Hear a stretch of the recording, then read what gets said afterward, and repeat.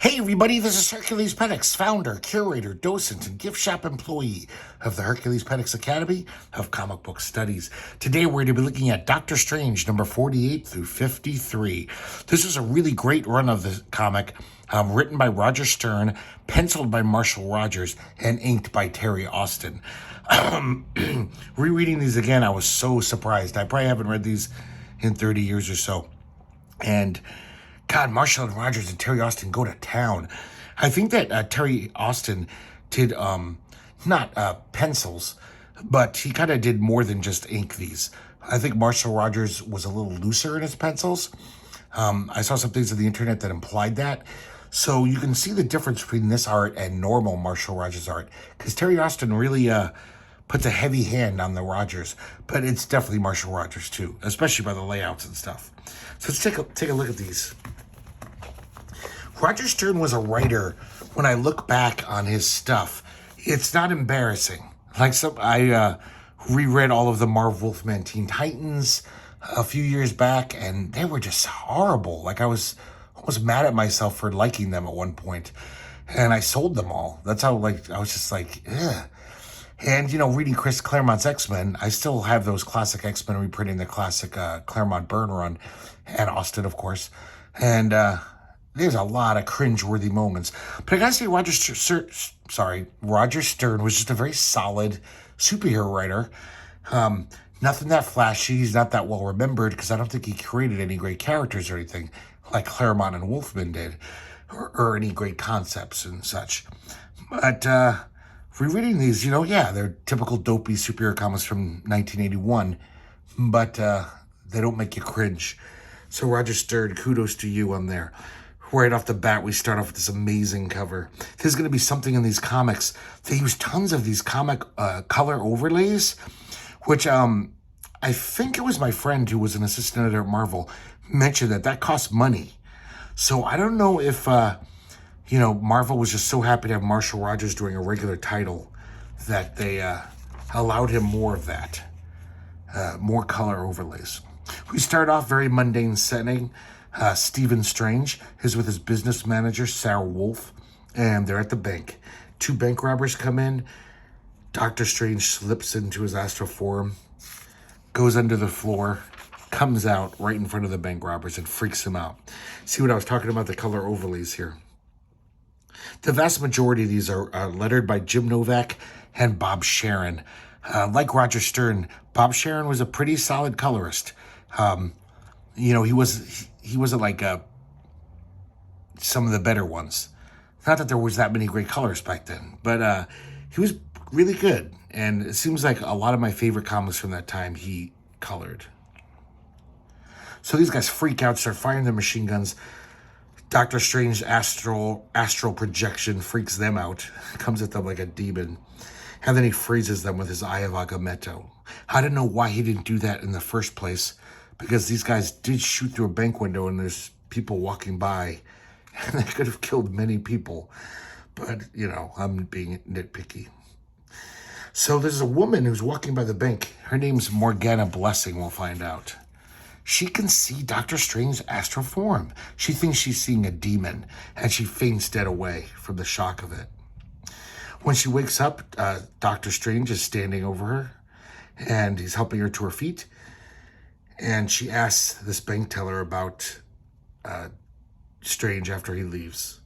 She says, "Oh, I hear he's a dabbler in the occult." And Morgana Blessing says, "Really?" So obviously her interest is piqued. Now we're at Doctor Strange's sanctum in Greenwich Village. Clea is there, or Clea, and Wong, his faithful manservant. And Clea is his disciple and lover, though the lover part's always very much on the down low. They're chatting about the day's events, and then all of a sudden, smoke fills the room, and it's Brother Voodoo. Brother Voodoo had a few comics in the early 70s and kind of disappeared. This was probably the first appearance of Brother Voodoo in like a decade. So he comes to Doctor Strange seeking help. Kind of recaps his whole origin story. He was a doctor, Jericho Drum. His brother was kind of cursed by a Loa named Damballa, which is basically like a voodoo demon. So Jericho learned the ways of voodoo, and he gained certain powers. And with those powers, he fought Damballa, and his brother's soul kind of entered his. So he says, I became Brother Voodoo, one man with the power of two. So that's a superpower. He's one guy, but he's as strong as two guys. He has other goofy little powers too. He's impervious to flames. He can talk to lower animals. And we continue the story, how he fought Damballa and vanquished him. So he took this amulet, the Wangal, off of Damballa using a proxy, and that took his powers away. So he's been safeguarding it all this time in his mansion in New Orleans. But one day he returns home, there's a fire. It turns out followers of Damballa have blew up the safe and took the Wangal.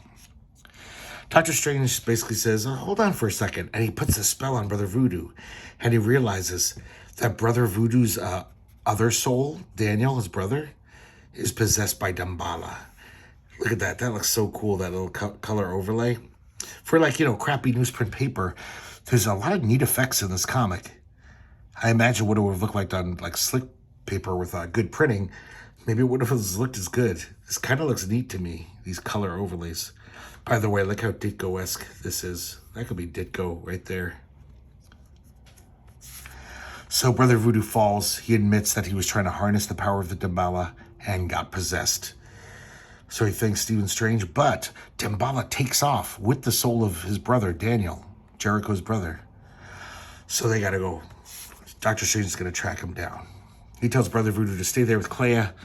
He's at risk of being possessed again. So he's following the trail. Damballa enters a pet store, enters the body of a snake, and morphs it into this snake man. Man, I just love this Marshall Rogers, typical superhero art. He does a lot of trippy stuff in this comic, but even just the standard stuff, it just looks so good to me, especially with Terry Austin's inks. I mean, as far as classic superhero shit goes, you can't really go wrong there. So Doctor Strange shows up. He follows Damballa, and then he gets a coach in Central Park for his body basically to be safe while his astral form goes out to find Damballa. Turns out Damballa tricked him. He's not in that snake anymore. He wanted to lure Stephen Strange's astral projection out of his body so he could possess it. So he possesses Doctor Strange's body, and it looks like he's going to kill the coachman. He's going to strangle him with his necktie. But Doctor Strange's astral projection shows up and chases him out of his body.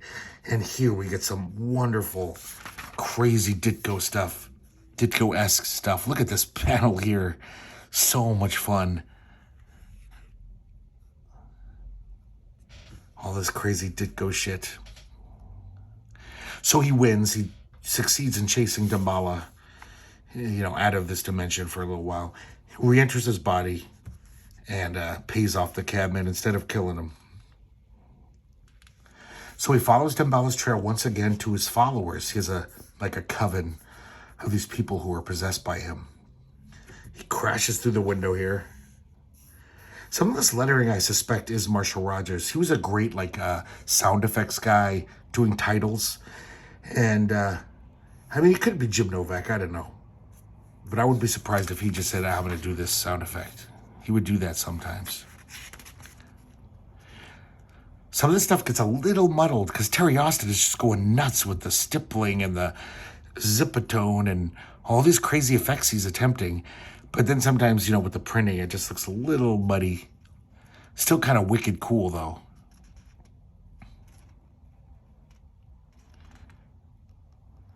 Just look at these perfect faces. I feel I guess I was 14 when this came out. I was just loving this shit. Once again, the color overlays to show Damballa is in astral form. He shows up at Doctor Strange's sanctum. And Clea weaves a spell of protection, but he's battering through it. Clea can't hold it up much longer. Meanwhile, Doctor Strange is trying to exorcise the Damballa spirit from these people. He succeeds. Excuse me. More of that cool special effects. And he returns to his sanctum just in time. His cloak of levitation wraps around Damballa, and the Eye of Agamemnon kind of freezes him and holds him. So Dr. Strange successfully transfers Daniel Drum's spirit back into Brother Voodoo, and also banishes Damballa to some other dimension, I imagine. That's kind of nice, just showing how bright the light is. They become like negatives. It's black and white. Oh, so here's the operation, basically. Transfers the bodies using that amulet, the waggle, if I'm saying that right. Excuse me. And then he banishes Damballa. Brother Voodoo says, thanks. If you ever, thanks for helping. And if you ever need help, don't hesitate to give me a call. So there you go, the first issue, setting up the new direction of Doctor Strange. And that's a nice cover, especially when you're 14. That's pretty wicked. Of course, all of these are by Rogers Austin. So this is really interesting, this opening page. We see a foreshadowing of what's going to come, but meanwhile, this astral forms of Strange and Clea are like diving through this interdimensional nirvana type space. It looks pretty groovy with its rainbow colors. And it looks like they're like naked. Their astral forms are just like pure being. Their astral bodies soar, casting off the bonds of ego, journeying together as one. As this joint mind travels through the boundless realms of thought, it grows and expands, its essence building and building until it is finally suffused in a final surge of pure white light. It is very tempting there to say jizz, because obviously it turns out they're doing tantric exercises, so the language is very like as if they could be describing sex. So as far as a Comics Code approved comic, that's all you're going to get from Doctor Strange and Clea. That's as close as we're ever going to see to them being intimate physically. So Doctor Strange sets about his daily duties, reviewing his spells, looking into other dimensions, checking shit out, since he is the Sorcerer Supreme. Look at this great stuff. This crazy design work, more fun Ditko stuff going on. And look at this panel with the zipatone and color. Just so like, he could have just drawn Doctor Strange's face. Easy peasy, you know? But these guys are really going to town on this comic, Rogers and Austin. You could tell that they were excited, and they were like, not just collecting a paycheck. They were like, we want to try out some shit. We'll definitely see some more of that later. Some really almost experimental pages.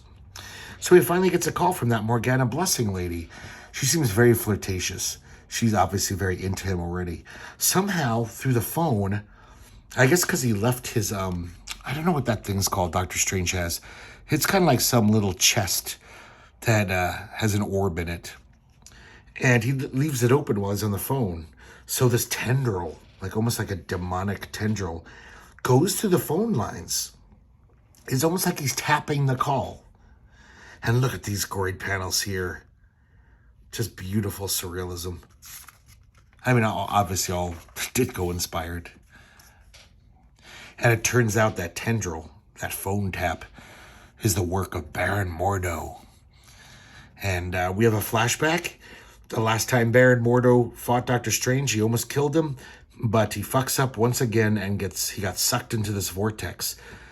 Unfortunately for the rest of the universe, he got sucked into this like place, a focal point of infinity. And basically, he's stronger than he's ever been. The energies of 1,000,000 dimensions have washed over his body there. So now he's like super powerful. And he's not just in control of supernatural forces, he's like infused with supernatural forces. So he's watching Doctor Strange talk to Morgana, plotting and scheming. Purposefully, he sends a magical pulse through the phone line so Doctor Strange will, be like, maybe this Morgana blessing does have a touch of the magical about her, of the supernatural. So he invites her over to his mansion. Look at that crazy design work back there Terry Austin does. Probably just some like zip-a-tone type effect that he scratch off a sheet, but it's work. So Doctor Strange is going to go to Morgana Blessing's apartment. And I love this. He puts on this crazy pantsuit. That is so silly looking, that outfit. But maybe that was the height of fashion at the time. Maybe that was stylish. I don't know. I mean, at 14, I didn't really know fashion. Well, I still don't, but I don't remember guys wearing that back then. If they did, I probably would have laughed at them. Come on, I was 14. So Baron Mordo's lurking around. Strange visits Blessing's apartment. They're chatting. And he looks in the mirror. He's full of shock. And he sees Baron Mordo in the mirror. Baron Mordo jumps out. Look at that. It's like he's warping the dimensions, the dimensional wall. And now we got some wicked fun mystical action. Mordo and Strange are fighting just as Ditko originated. It just looks like they're standing, looking at each other, having a staring contest. But really, like, immense amounts of eldritch forces are fighting each other. We just couldn't, us mortals can't see it. But he's got some of those fangs that Ditko loved to draw coming through the walls. So Morgana grabs her cat and tries to escape, falls into this dimensional hole. Doctor Strange flies in to save her, and Baron Mordo follows. That's a pretty cool. Doctor Strange is doing some kind of protective spell, and it's just a cool design. Once again, playing around with that great color stuff. God, I love Terry Austin's inks. I mean, I really like Marshall Rogers, but just that Terry Austin sheen over anyone's pencils, it just makes it so like, that Neil Adams school, that when you're a kid in the 70s, that's basically the height of comics art. That's the perfection. The closer you can get to Neil Adams, the better. Look at this more wicked color stuff. This crazy smoke color overlay over this really well-drawn facial features of Morgana Blessing. Baron Mordo puts this weird shit on their faces, like basically it's going to strangle them. Those are really nice eyes too, by the way. Marshall Rogers could really draw eyes well. And now we cut back to Clea studying at the Sanctorum. So she looks in that thing that I was talking about. Oh, I guess this is where Stephen Strange houses his mystic orb. And Clea checks it out. She just wants to allay her fears. She's feeling something's off in the universe or something. Look at that Austin stuff. He's like the only guy who does this little, to show like the shadows emanate, light dissolving into shadow. It's so great. I love that stuff. So Clea gets a message from her home dimension. Look at these mutants here. These hairstyles. They're crazy. But I think these are actual Ditko designs. I know I recognize her from an old Ditko story. These ones seem like they could be Ditko designs because they're just bizarre. They're from her home dimension. That's where Dormammu's from, who's almost like a, sorceress god of his dimension. Very powerful. He has disappeared. His sister has taken over, and they figure she's not as strong as him. This is the time to revolt, and we'll take over. And Clea basically says, screw you guys. When I tried to fight Dormammu all those years ago, that's actually was Clea's first appearance in an old Strange Tales comic. Doctor Strange helped her overcome Dormammu and get her out of the dimension. Sorry about that aside. So she basically says, screw you. You didn't do shit when I tried to fight Dormammu. You just stood along and watched. So why should I help you now? Okay, guys, look at this page here. This is just amazing layouts. There's like guys who do crazy layouts that are just nonsense. But this is so amazing how he contradicts the way your eye should go on this page, right? Usually you want to go like this. But then he even makes it tougher because Baron Mordo's body is actually, bleeding over into this panel. So you'd think your eye would want to be like, oh yeah, and that's Baron Mordo. He's here. Let's keep reading. But he does this, basically, these panels are giant arrows that when I read this, I had no confusion. I was like, oh, obviously, this is funneling into this panel, funneling to the bottom. We see a Doctor Strange trajectory draws your eye, even if the panel didn't. I think it would work just fine without that. And he comes out right behind Baron Mordo. But not only is that an amazing, really almost like a formalist comic thing. This is like pretty inventive and neat as far as storytelling. The art is so nice in this. Like, look at this panel. They're basically being torn through this dimension where all these bugs are torturing them and climbing in their ears. But the faces, that is exemplary artwork. That is so good. Then we get to see more of this amazing Ditko stuff. And then we're back to the normal dimension. It's weirder than ours, but it's not as weird as that one. So Doctor Strange resumes his fight with Mordo. And it looks like he's defeated Doctor Strange. He hits him with a magical blast of energy. And then he is menacing Morgana Blessing. But then the cat jumps up on Mordo's face and scratches him. And it turns out it's actually Doctor Strange's astral projection. While when he got hit by that energy blast, he loosed his astral form because Mordo couldn't see over the glare of the blast, and then took over the form of the cat. And then he does some kind of magical foofara, and it looks like he's shoving his hands into Mordo and doing a spell. And it dispels Mordo into all these dimensions. He's basically dispersed through all these dimensions. Once again, tour de force shit. Austin's going crazy with, patterns, shading patterns. Just, I like this. You can see this whole pieces of Mordo flying around, being dispersed. But that is wicked. That's some wicked cool shit. So Doctor Strange is won. He returns to his smart little pantsuit and wakes up Morgana Blessing, who's fainted dead away. He does a spell of forgetfulness on her. He doesn't want her to be traumatized. Morgana goes out to see her cat. And as the camera pulls down, we see Doctor Strange leaving the building. We see these two garbage men, and they're like, oh man, who'd want to do something like that? And it's Morgana's cat with his neck snapped, thrown into a garbage can. It's pretty gruesome. And then we go back up to the apartment and look at her cat. It's possessed by Mordo. The end? Not by a long shot. I love that mean looking cat. It's a funny face. Once again, the color overlay stuff. Okay. Some fun stuff. Number 50.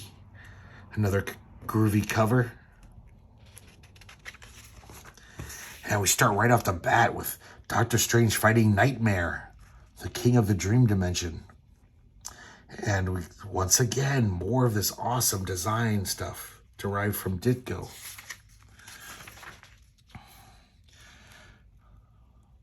And so I guess Doctor Strange was dicking around in his dimension. He was just passing through. Nightmare said, how dare you, attacked him. But Doctor Strange escapes using his Eye of Agamotto once again. He returns to Earth, to his Sanctum Sanctorum, and Morgana Blessing shows up. I wanted to mention, this is colored by Marshall Rogers, this issue. And I wonder if, because of all the color overlays that he's been playing around with, I wonder if he wanted to supervise it himself. He had something special in mind. This story is called The Cat in the Cataclysm. So I like this when Clea meets Morgana for the first time. Terry Austin actually drew tiny little daggers you probably can't even see between their eyes. And you could tell by the look on her face, she's just like, oh, so this is, who's this then? They're not too thrilled with each other. Because they both love the same man. So Dr. Strange basically explains to everyone, yeah, not only could Morgana Blessing see my astral form back at the bank, the spell of forgetfulness I gave her last issue didn't even take. So obviously she has some kind of natural ability in the eldritch arts.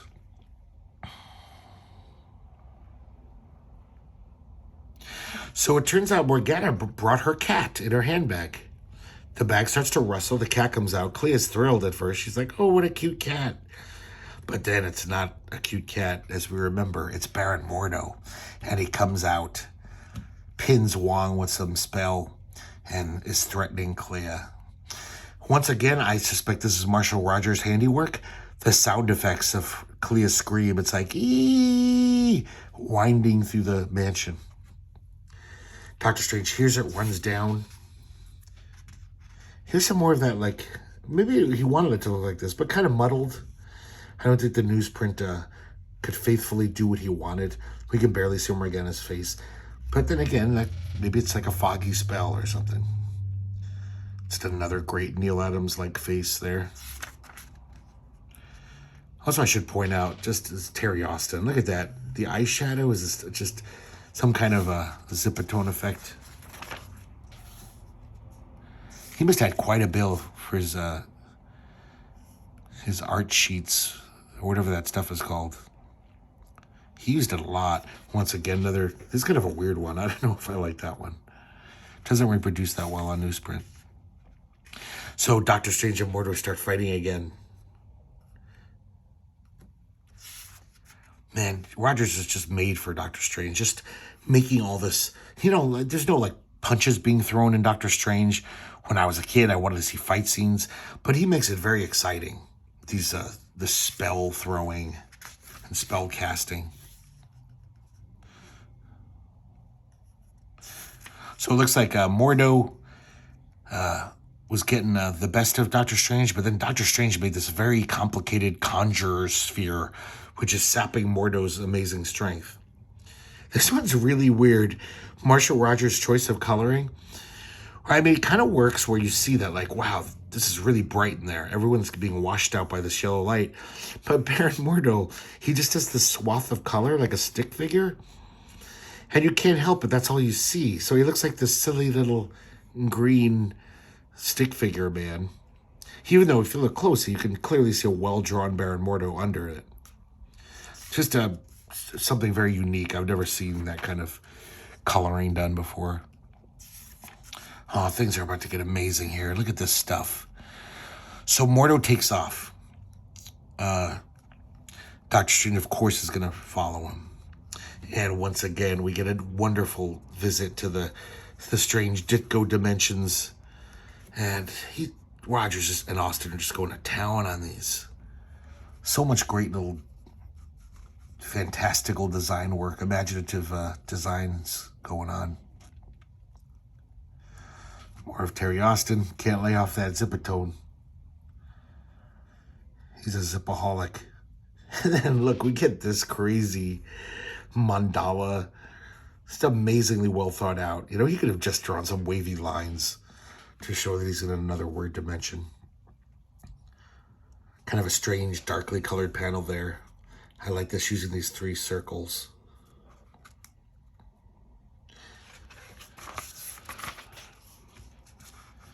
And then all of a sudden, we're back in 1943.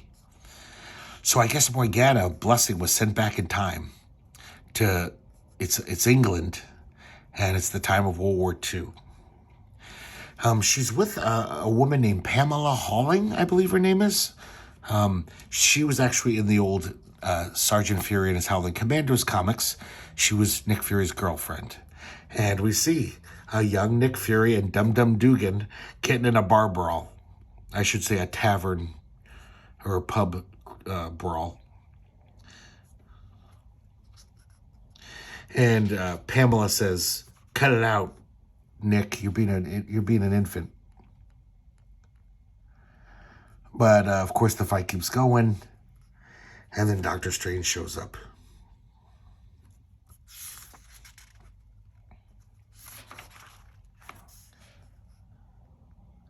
And Doctor Strange weaves the spell, which kind of almost makes time go in reverse.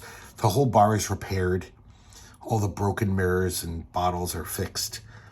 And everyone, it's as if the fight never happened. Even though Dum Dum Dugan is thinking, God, it feels like I just got the shit kicked out of me. I wonder why. Nothing happened. This is interesting. Terry Austin writes in the notes, they forgot to white this out. Production department and all concerned, do not add beard stubble to Nick from this point on. Doc has shaved him. For some reason, when Doctor Strange reset reality, he decided to shave Nick Fury. So he introduces himself to Morgana, because Morgana has no memory. Pamela's been trying to help her. So she's like, oh, I'm glad you showed up. I've been trying to help this lady. She has no memory. I don't know who she is. Do you know her?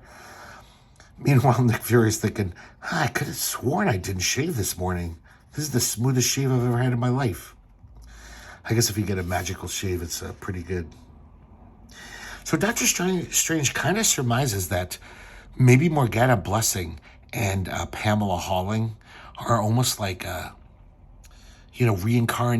some kind of reincarnated tie to each other, or some kind of mystical, metaphysical connection. He says, like, you even look like her.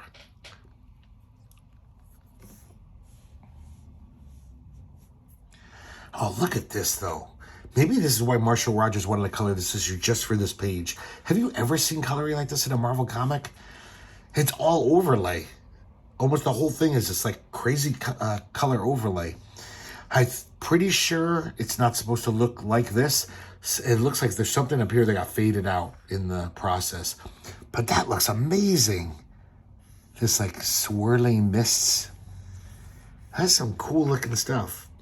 But yeah, I just don't think the newsprint could support it.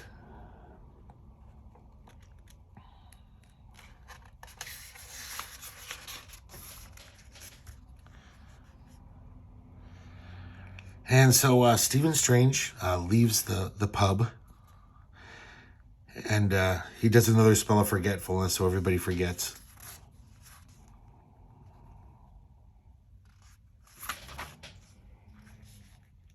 And then he goes to Stonehenge. Once again, no lines at all. Because I guess he's the colorist, so he doesn't have to draw the lines. He's like, oh yeah, when I color it, I'll make this vortex-like effect.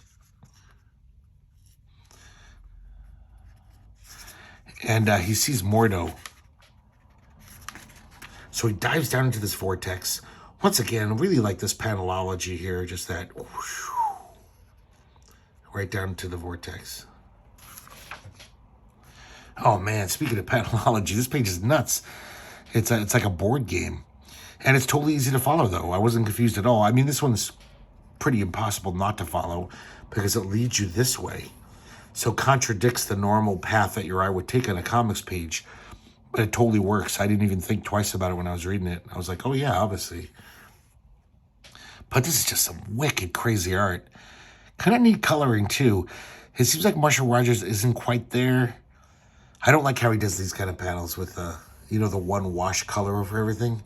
A lot of comic colorists did that back then. I guess it saved a lot of time. But I never liked that. I felt it was such a cheat. Because the artist would draw all this stuff, but it would all be washed out. But at least they're pretty interesting color choices.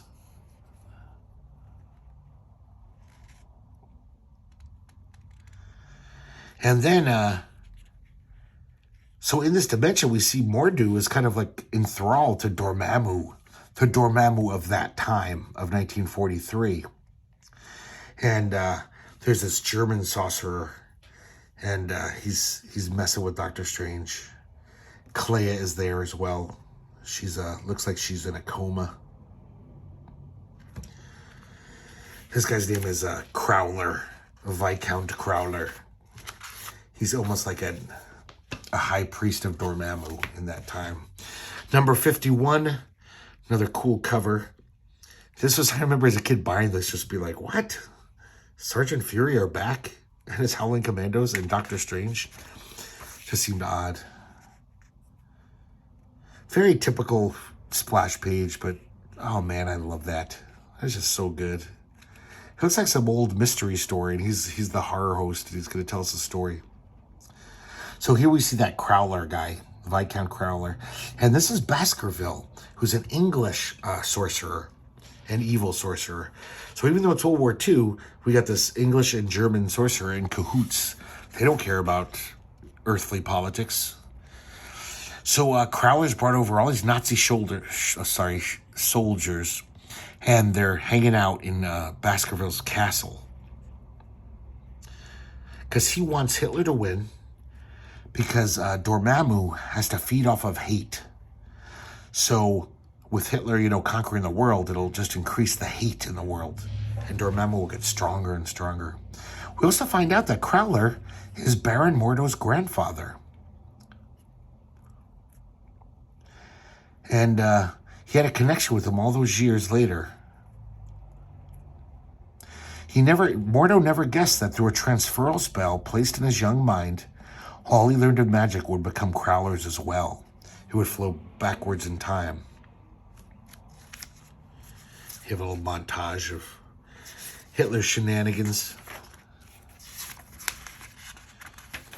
That rascal. And here we see Dormammu. And basically Mordo is just a puppet.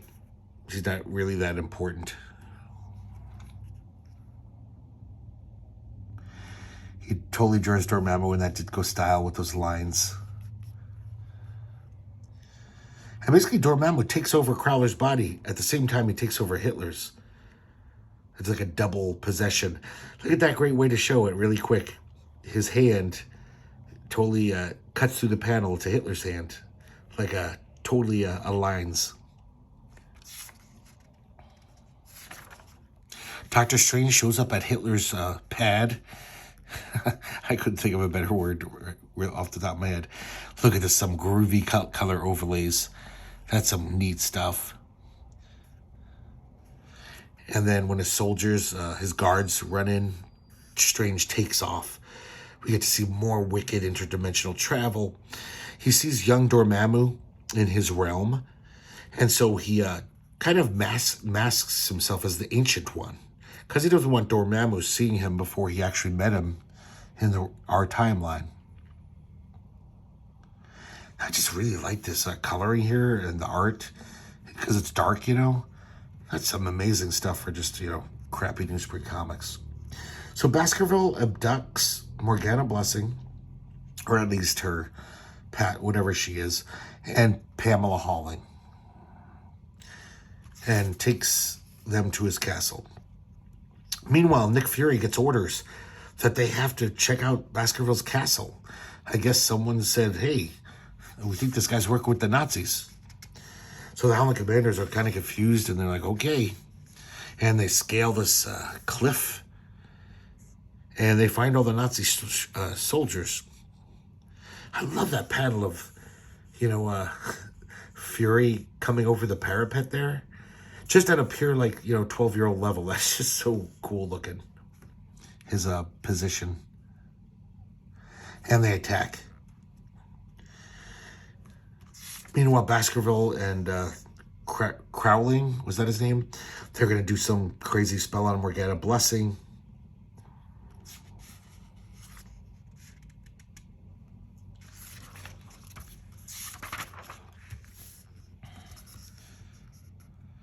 Oh, basically they're going to infuse Mordo into Morgana Blessing's body. Because they're from the same time. And so Mordo is kind of this hot lady, Mordo. And right then, Nick Fury and the Howling Commandos break in. Pamela's there, so Nick's like, what the hell are you doing here? Nick almost gets killed because he's so surprised, but Dum Dum Dugan saves him. Lots of butters going around.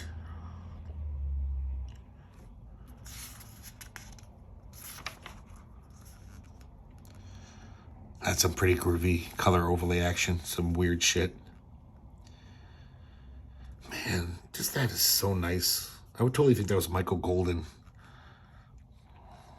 Meanwhile, Hitler is ordering another attack on London, another blitz, because he knows that'll increase hatred. You know, the wounded people will be like, "Ah, we hate you, Nazis." So Crowling is not only doing this ceremony, he's going to sacrifice Clea, and but also he's feeding off these energies of hatred that are growing.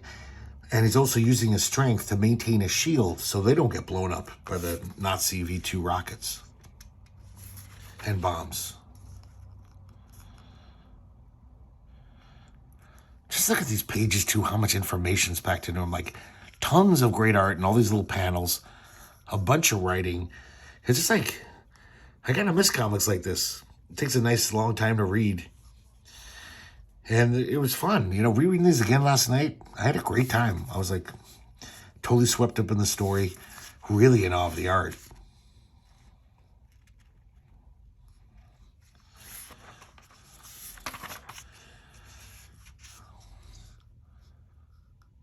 Just more great panels. So everything's escalating. They're about to, Dormammu's going to take over Crowling, you know, for good, and be able to exist on our dimension and take over the world any second. But then, this weird thing happens. Strange is just like a puppet without a strings. His astral form is lost in another dimension. But then all of a sudden, him and Morgana look at each other. I'm sorry, Pamela. It starts here. Nick Fury feels this amazing love for Pamela and wishes he could just hold her and comfort her. And it's almost like he takes over, or his emotions influence Doctor Strange, Stephen Strange. And she can almost sense that it's Nick Fury within Doctor Strange, so she doesn't feel bad about kissing him. And basically, it's the power of love. It's that old, Saw, where, the powers of hate are fueling Dormammu. So this thing of immense love, Crawling starts weakening. And I love these little intricate panels of the bombings with this crazy mystical business. And I guess it weakens Crawling enough that the shield dissipates. And they are now susceptible to bombs. But before that happens, Doctor Strange's astral form with this power just totally puts the kibosh on Crawling, who's going to be the avatar of Dormammu on Earth. And also Mordo, the Morgana blessing possessed by Mordo, she shoots at him too, some mystic blast. So both of them unite to defeat this Dormammu wannabe. Look at this crazy page, though. It's kind of a mess, but kind of amazing for a Marvel comic.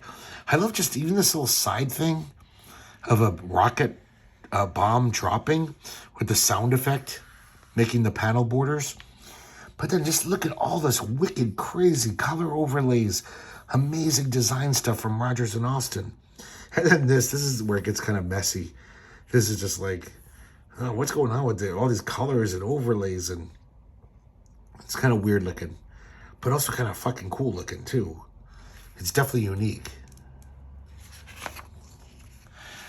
So then Doctor Strange's astral form finally can return to his body.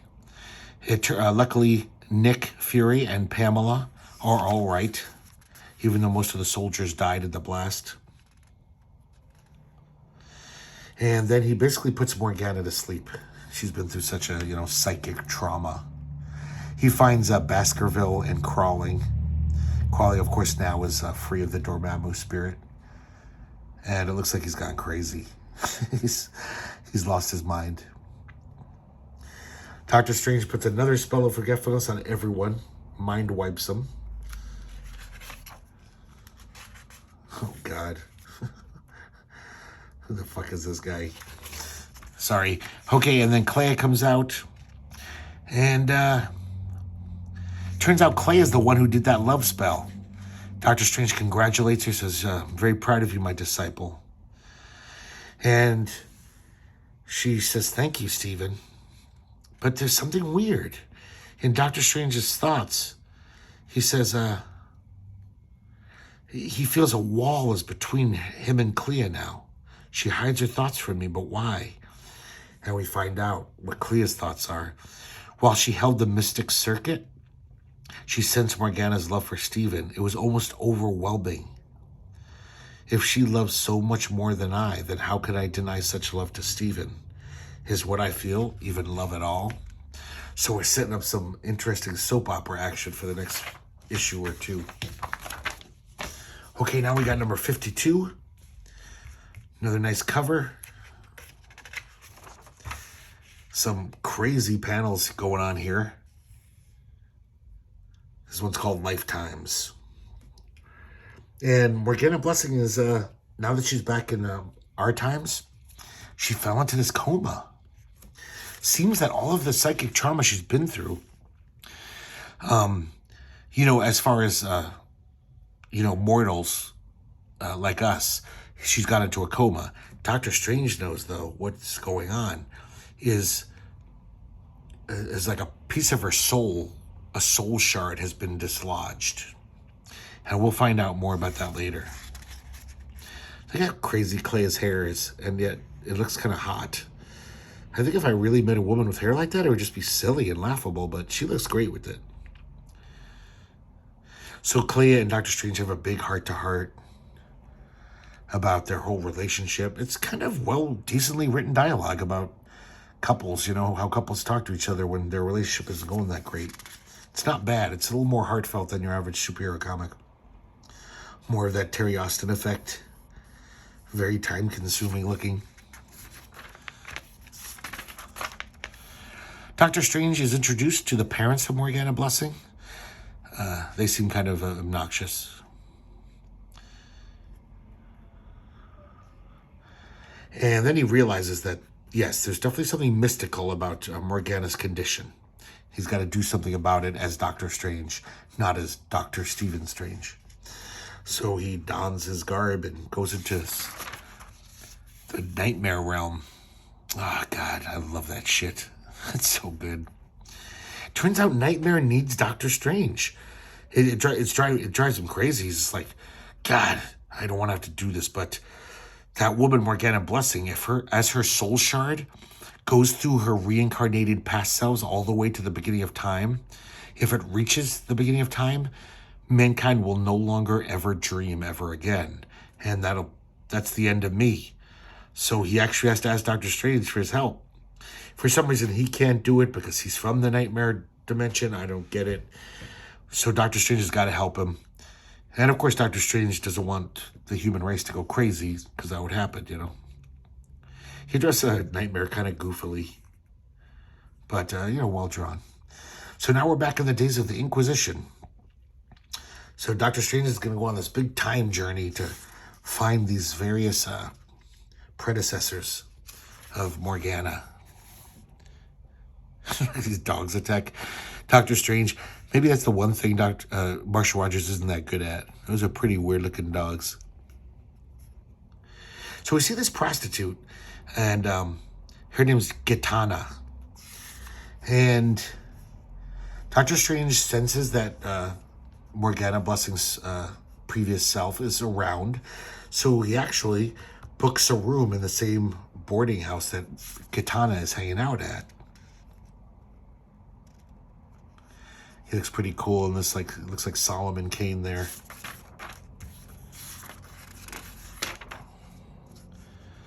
So he meets Gitana, realizes, yep, I can sense the soul shard in her. But then Gitana gives him a drink, and it's poisoned. And Nightmare's watching from his dimension, just be like, what the hell is he doing? A fucking idiot. What incompetence. So it turns out that Gitana is friends with the head of the Inquisition. So she delivers Doctor Strange to the Inquisition. And it turns out this head of the Inquisition has his own, he's kind of a sorcerer himself. He seems to have some mystical powers. We get a little actual physical action from Doctor Strange. Because they gave him this that drink was drugged. He's still under the influence of the drug, so he can't really concentrate to make spells. But, you know, Wong has taught him a lot of martial arts over the years, so he's pretty formidable. Just going around kicking ass. All these Spanish soldiers.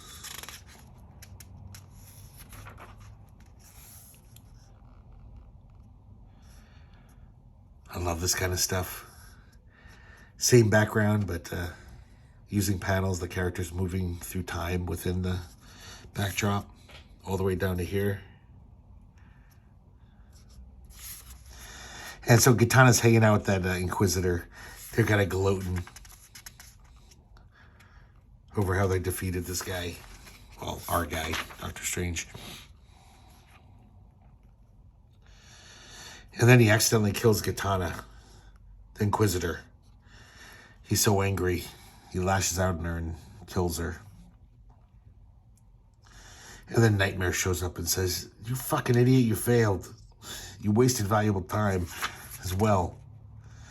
The soul shard escaped to a previous life now."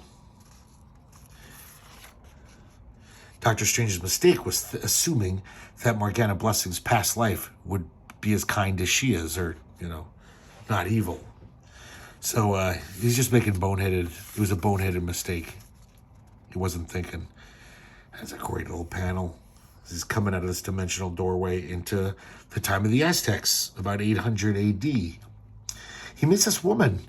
I think she's a priestess. And she has this little assistant, this kind of goofy guy in this little skull cap. Her servant.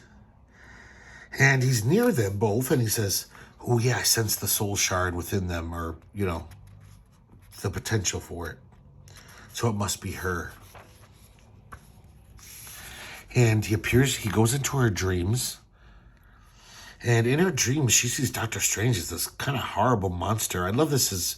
He looks like Brother Power the Geek or something. His crazy mop top hair. I just love this Ditko-y thing. It's just nuts. So in the dream, she appears as this kind of like falcon.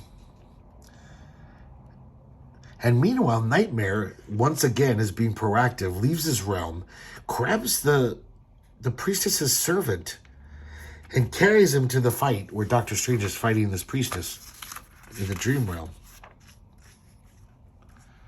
And he says, "Doctor Strange, you fucking idiot. This is the guy. She's not the one, it's her servant is. You must entrance him before it's too late." But it is too late, and the shard enters him and continues on its way back to the past. So Nightmare's really ticked off. He's like, are you the same guy who beat me so many times? Who the hell are you? What is your problem today? And Doctor Strange's kind of kicking himself like, man, another stupid mistake.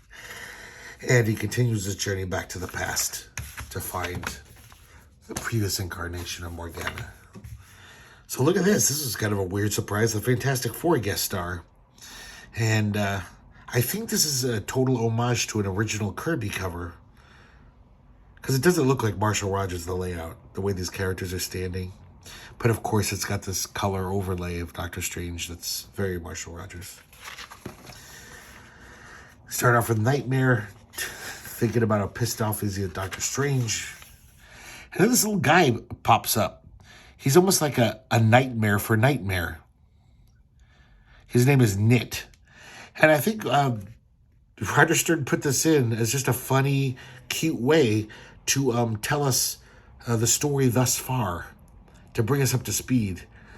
Because the Nit does it. And of course, Nightmare's all like, "I know all that already." And he's mad at him. But of course, it works as a way to, without the narrator captions just telling us what happened. And it's also kind of a little humor injected into the comic for once, He's kind of a goofy guy. Look at Doctor Strange there. That's a pretty nice panel. It's very relaxed. Almost like he's sitting in the sky. So now we're back in the days of ancient Egypt. This one's called Land of the Pharaohs.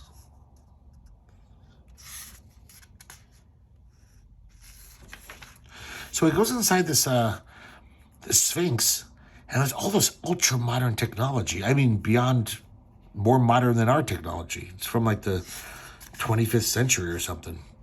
Of course, it has defenses, so Doctor Strange is gonna evade all of these crazy traps. But he loses his cloak of levitation in one of the traps. That's kind of wicked. Him fighting these laser beams, all like black and red.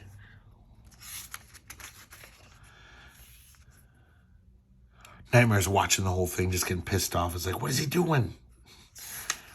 A little more humorous stuff with that knit fellow.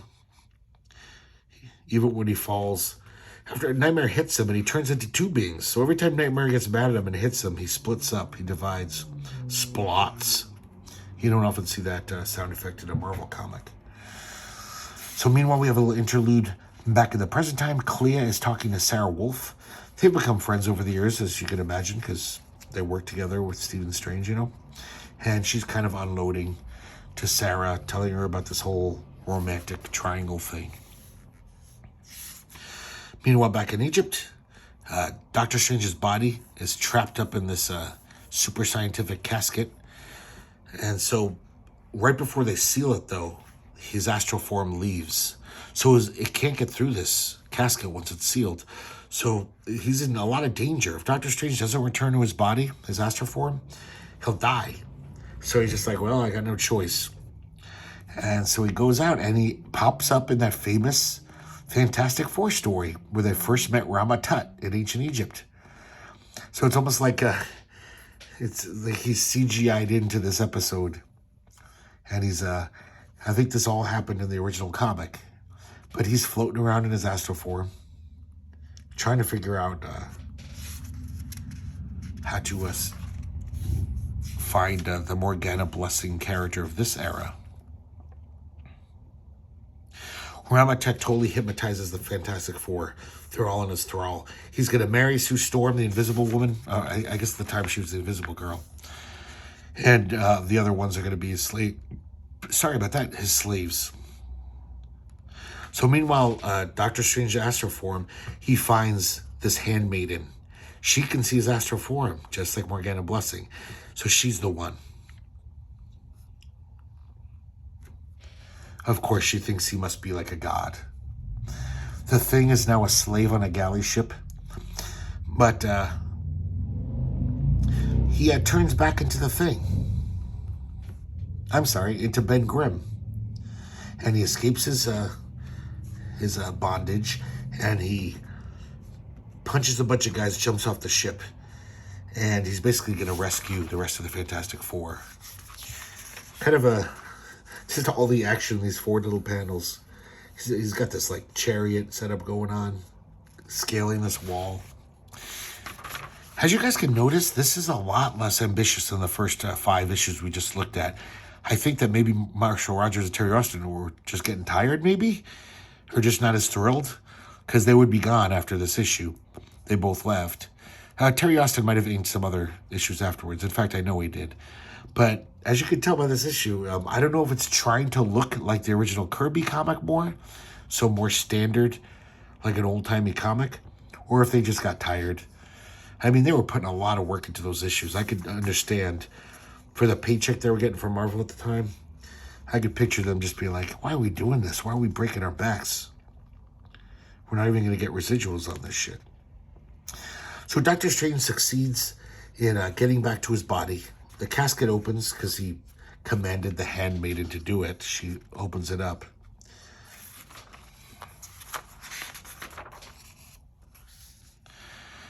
And Rama-Tut's trying to escape.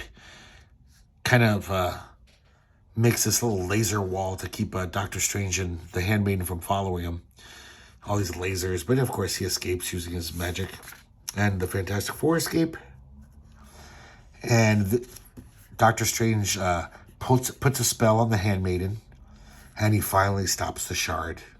We see all of her past selves, untold millions of, her reincarnated predecessors, or however you say that.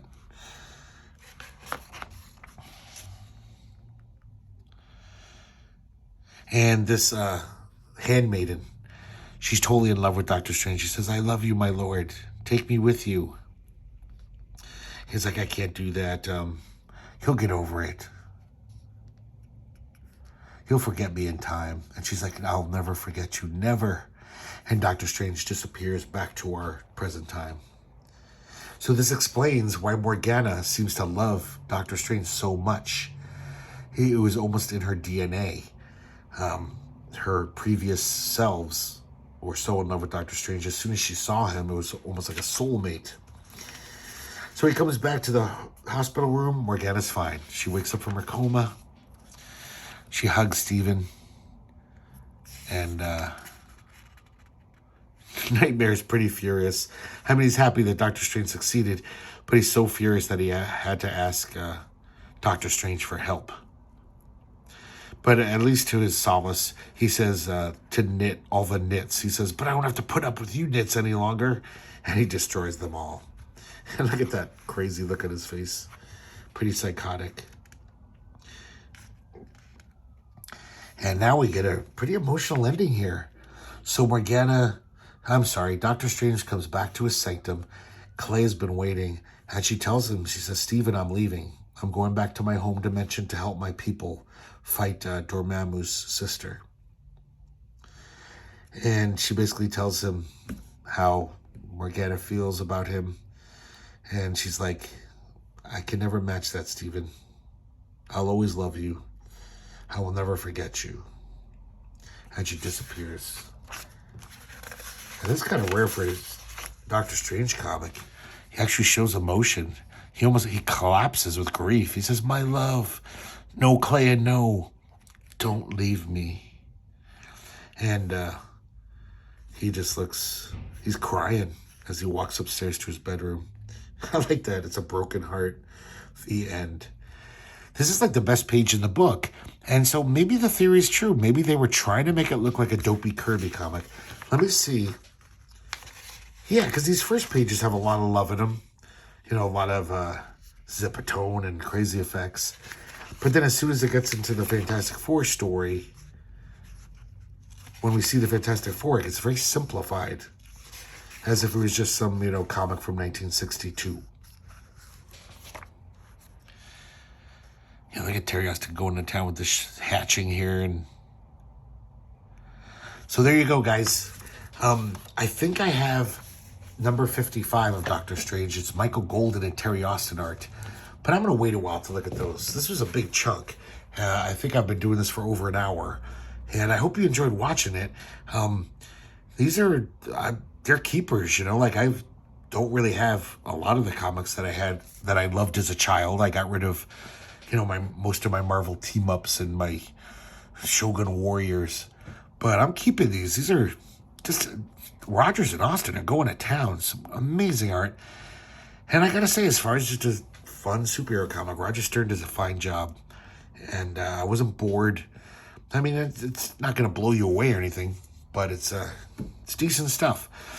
So hope you can track these down. This is number 48 through 53 of Doctor Strange from 1981 to 82. And yeah, it was fun looking at these again. And I hope to see you guys next time here at the Herculespetix Academy of Comic Book Studies.